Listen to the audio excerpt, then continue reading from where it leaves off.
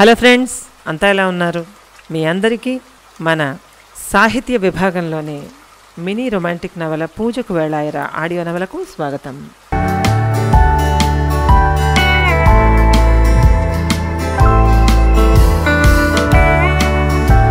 Good morning Arshi dear. తెల్లారి 6 గంటలకి ఫోన్లో మెత్తగా పలికింది కౌశల్ కంఠం. పొద్దుటే నిద్రలేచే అలవాటు ఆశ్లేషకి లేదు. బద్ధకంగా ఫోన్ చెవికానించుకొని గుడ్ మార్నింగ్ రా అన్నది. ఆమె కంఠం మత్తుగా ధ్వనించింది. ఒక్కసారిగా కౌశల్లో ఏదో ఫీలింగ్ కరెంట్లో అణువణువు పులకించింది. Wow, how sweet Ashi, really miss యూరా మనస్ఫూర్తిగా అన్నాడు కౌశల్. మీ టూ కౌశల్, బాగా నిద్ర వస్తుంది, మళ్ళీ మాట్లాడతానులే. ఫోన్ కట్ చేసేసింది ఆశ్లేష. షిట్, ఫోన్లో చేతిని బెడ్కేసి చిరాగ్గా విసిరి కొట్టాడు కౌశల్. రాత్రంతా నిద్ర పట్టలేదు అతనికి. అసలే విసుగ్గా ఉన్న కౌశల్కి ఆశ్లేష పూర్ రెస్పాన్స్కి చువ్వన కోపం వచ్చేసింది. ఏంటిది అంత నిద్రపోవటానికి, తను ఆపేయటానికి తను ఏమైనా అర్ధరాత్రి ఫోన్ చేశాడా? పొద్దుటే కాసేపు సరదాగా మాట్లాడుకుందామని ఫోన్ చేస్తే మరీ అంత నెగిటివ్ రిసీవింగ్ ఏమిటి? తనతో ఆడుకుంటుందా? తన లవ్ అర్థం కావడం లేదా? రాత్రంతా ఎదురు చూశాడు, చాలదా? తెల్లారి 6 గంటలైతే ఆమెతో మాట్లాడాలని ఎలా చూశాడు తను? ఎన్ని సిగరెట్లు కాల్చాడు? అతని ఉత్సాహపు పొంగు మీద నీళ్లు చల్లినట్టు అయ్యింది. విసిరిగా లేచి బాత్రూంలోకి వెళ్ళి తలుపేసేసుకున్నాడు కౌశల్. స్నానం చేసి వచ్చాడో లేదో ఫోన్ రింగ్ అవసాగింది. తీయాలనిపించలేదు. స్క్రీన్ మీద చూశాడు. ఆశ్లేష ఫోటో అందంగా నవ్వుతోంది. ఆమె అందమైన నవ్వు చూడగానే కౌశల్ కోపం చప్పున చల్లారిపోయింది. ఫోన్ మాత్రం తీయలేదు. 2 నిమిషాలు నిర్విరామంగా మోగి ఆగిపోయింది సెల్. తన కోసం ఆశ్లేష అన్నిసార్లు ఫోన్ చేయడం, తాను లిఫ్ట్ చేయకపోవడం అనేది అతడిలోని మేలిగో నెమ్మదిగా చల్లారసాగింది. హుషారుగా విజిలేసుకుంటూ తయారై కిందకొచ్చాడు. ఏరా కౌశల్, ఇవాళ ఆఫీస్ ఉందా? తల్లి పలకరించింది కాఫీ అందిస్తూ. డైనింగ్ టేబుల్ దగ్గర తండ్రి మౌనంగా కాఫీ తాగుతూ పేపర్ చూస్తున్నాడు. ఆయన రిటైర్డ్ ప్రొఫెసర్. తల్లి కూడా ఈ మధ్య రిటైర్ అయింది. ఆమె కూడా మరో గవర్నమెంట్ కాలేజీలో లెక్చరర్. అంతా సంస్కారవంతులే. ఆశ్లేషకి ఏ సాధింపులు, అదిరింపులు, బెదిరింపులు లేవు. ఫ్రీగా ఉండొచ్చు. తండ్రి వేణుగోపాల్ కొడుకును పరిశీలిస్తూ, కోడలు ఫోన్ చేసిందిరా అడిగాడు. ఎక్కడా? ఇంకా నిద్రపోతోంది, వేస్ట్ ఫెలో చిరాగ్గా అన్నాడు కౌశల్. అవేం మాటలరా, నిద్రపోకూడదా? తల్లి ధరణి మందలించింది. నిద్రపోవద్దనలేదమ్మా, పొద్దుటే 6ంటికి చేశాను. నిద్రపోతున్నాను, డిస్టర్బ్ చేయొద్దని ఫోన్ పెట్టేసింది. అసలు తను ఏమనుకుంటోంది? కోపంగా అన్నాడు కౌశల్. ఏమనుకోవాలేంట్రా రెట్టించింది ధరణి. ఏంటమ్మా? She is my wife, that's all, not my boss, my wife only. Coffee cup వదిలేసి లేచిపోయాడు కౌశల్. ఆగరా, ఆమె పిలుస్తున్నా ఆగలేదు అతను. ఏమిటండి ఇది, ఇంత చిన్న కారణానికైనా అంత కోపం? విస్తుపోతూ అన్నది ధరణి తను కుర్చీలో కూలబడుతూ. పేపర్ ముడుస్తూ నింపాదిగా అన్నాడు ఆయన. ఏముంది ధరణి, వీడు రాను చాలా ఈగోయిస్టిక్గా తయారవుతున్నాడు నిట్టూర్చాడు. అలా అయితే కాపురం ఎలా చేస్తారండి? వీడిని ఎలా మందలించడం? అయినా ఏదో ఒకటి చెయ్యాలి వేణు, సాలోచనగా అందావిడ. ఈలోపు బైక్ స్టార్ట్ అయిన సౌండ్ విని ఆవిడ గట్టిగా పిలిచింది. కౌశల్, టిఫిన్ చేసేళ్ళరా అంది. నో మమ్, ఆఫీస్లో తింటా. బైక్ వెళ్ళిపోయిన శబ్దం అయింది. క్షణం పాటు కొడుకు వెళ్ళిన వైపే దీర్ఘంగా చూసి నిట్టూర్చింది. ఏమిటి ధరణి అలా అయిపోయావు? మన గారాభం వాణ్ణి భాగస్వామి తక్కువ అనుకునేంతగా సుపీరియర్ని చేసిందే తప్ప మనం అనుకున్నట్టు సంస్కారం చేయలేదు. దేన్ని ఎక్కువ చేసి చూడకలాగా. చిన్న వయసు కదా, ఆలోచన తక్కువ. చూద్దాం. మరీ గాడి తప్పినప్పుడు తప్ప మనం వాళ్ళ జోలికి వెళ్ళకూడదు. అతిగా కలగజేసుకోకూడదు కూడా. You don't worry. ఆషాఢం కదూ, అది కూడా మిక్స్ అయి ఉంటుంది నవ్వుతూ ఓదార్చాడు వేణుగోపాల్. ధరణి మాత్రం ఎందుకో స్థిమితపడలేకపోయింది. కొడుకు ఆమెకి కొత్తగా కనపడుతున్నాడు. కౌశల్, నీ సెల్ రింగ్ అవుతుందిరా. ఆఫీసులో 11 గంటల వేళ కొలీగ్ హెచ్చరించాడు. ఐ నోరా అని పనిలో పడిపోయాడు కౌశల్. అప్పటికి ఆశ్లేష నుండి అది 6వ ఫోన్ కాల్. అతనికి మాత్రం ఎందుకో తీయాలనిపించడం లేదు. మా సిస్టరేమో కవ్వింపుగా అన్నాడు పక్క సీట్ అతను. సో వాట్, చిత్రంగా కళ్ళెగరేశాడు. ఈసారి ఆశ్చర్యపోవడం కొలీగ్ వంతయింది. అదేంటి కౌశల్, పెళ్ళై పట్టుమని 2 నెలలు కాలేదు, అప్పుడే ఇంత నిర్లక్ష్యం ఏంట్రా? ఫోన్ తీయకపోతే ఆవిడేమనుకుంటుంది చెప్పు? టేబుల్ మీదన్న సెల్లో ఆశ్లేష ఫోటో రావడం చూస్తూ నొచ్చుకుంటూ అన్నాడు కొలీగ్ శ్రీరామ్. ఏమనుకుంటుందేంటి? నవ్వుతూ ఎదురు ప్రశ్నించాడు కౌశల్. శ్రీరామ్ మాట్లాడలేదు. నా వైఫ్ అని గుర్తు చేసుకుంటుంది ముగించాడు. కానీ శ్రీరామ్ లోలోన కౌశల్ పట్ల ఆశ్చర్యపోయాడు. అతడికి తెలిసి కౌశల్ది చాలా జోవియల్ మెంటాలిటీ. దేన్ని సీరియస్గా తీసుకోడు.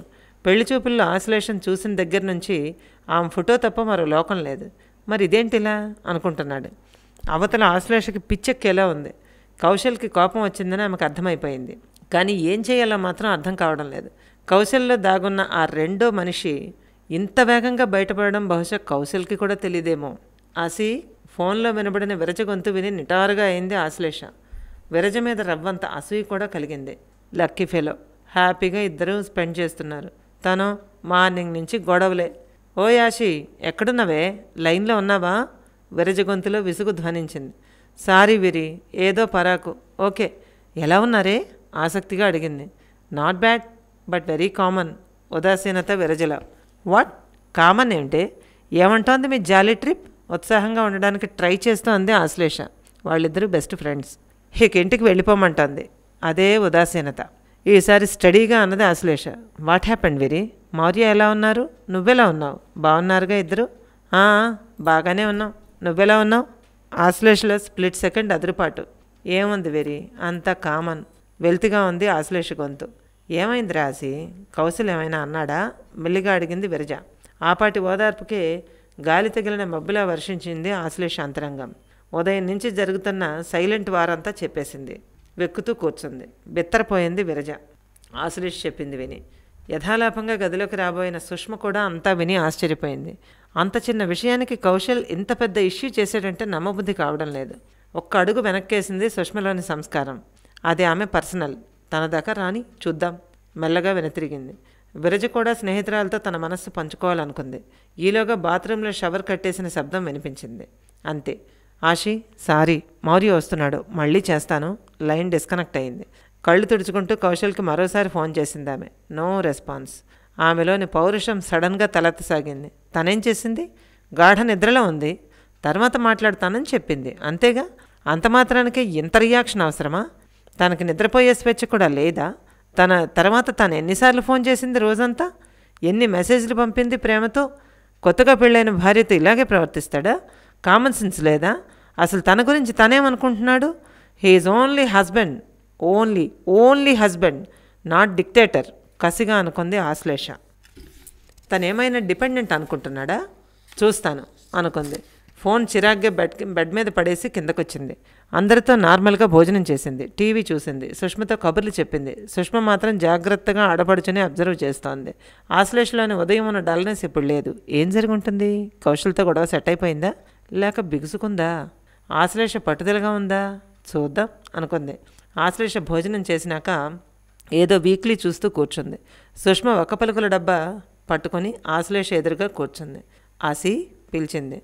ఏమదినా? నార్మల్గా పలికింది. సాయంత్రం కాస్త షాపింగ్ పనుందమ్మా, వస్తావుగా? అడిగింది సుష్మ. వస్తాలే వదినా. మరేంటి ఆసి విశేషాలు?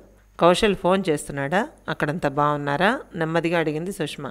చిన్న జర్క్ ఆశ్లేషలో. బాగుండే ఉంటారులే వదినా, నిరాసక్తంగా అంది. అదేమిటాసి? బాగుండే ఉంటారులే అంటున్నావు? మాట్లాడలేదా? క్యాజువల్గా అంది పరిశీలనగా చూస్తూ. ఏమో వదినా, ఉదయం చేశాడు అంటూ చెప్పింది. ఆఖరిలో ఆశ్లేష కంఠం రోషంగా వణికింది. విస్తుపోయినా బయటపడకుండా నార్మల్గా విన్నది సుష్మ. మరి అలా వదిలేస్తే ఎలా ఆసి? పోనీ మీ అత్తయ్య గారికి ఏమైనా ఫోన్ చేయకపోయావా? ఏమని చేస్తాను అదినా? కౌశల్ అంత చైల్డిష్గా బిహేవ్ చేస్తున్నాడని ఎలా చెప్పగలను? బాగుండదు కదా అని ఊరుకుంది. జాగ్రత్తగా మాట్లాడుతోంది సుష్మ. అది నిజమేగా. సరేలే ఆసి, సాయంత్రం ఆఫీస్ అయ్యాక చేస్తాడేమోలే లేస్తూ అన్నది. చేయకపోతే మానేని వదిన, ఇప్పుడేంటి? నిర్లక్ష్యంగా తెలగరేస్తూ అన్నది ఆశ్లేష. వెనుతిరగబోతున్న సుష్మ ఆగింది. ఆమె చూపుల్ని అర్థం చేసుకున్న ఆశ్లేష చప్పున తలదించుకుంది. దగ్గరగా వచ్చి సుష్మ ఆశ్లేష భుజంపై చెయ్యేసి ఓదార్పుగా తట్టి వెళ్ళిపోయింది. బడలికగా వాలిపోయింది ఆశ్లేష. ఇదండి ప్రస్తుతానికి ఒక జంట మధ్యనన్న గొడవ. ఈ పూజకు వేళాయిరా చాలా చాలా నచ్చుతుందని ఆశిస్తూ, అసలు ప్రపంచమంతా నచ్చిన కథ మన వాళ్ళకి ఎందుకు నచ్చదు? ఖచ్చితంగా నచ్చుతుంది. మీరు కూడా ఎంజాయ్ చేస్తారని మనస్ఫూర్తిగా ఆశిస్తూ, మీ లైక్స్ని, సబ్స్క్రిప్షన్స్ని మరింతగా నేను కూడా ఆశిస్తూ దీని తరువాతి భాగంలోకి వెళ్ళిపోదాము. అట్లాగే ఇంకా చక్కని ట్విస్టులతో నెక్స్ట్ పార్ట్ రాబోతోంది. ఆ పార్ట్లో కలుద్దామండి. నమస్తే.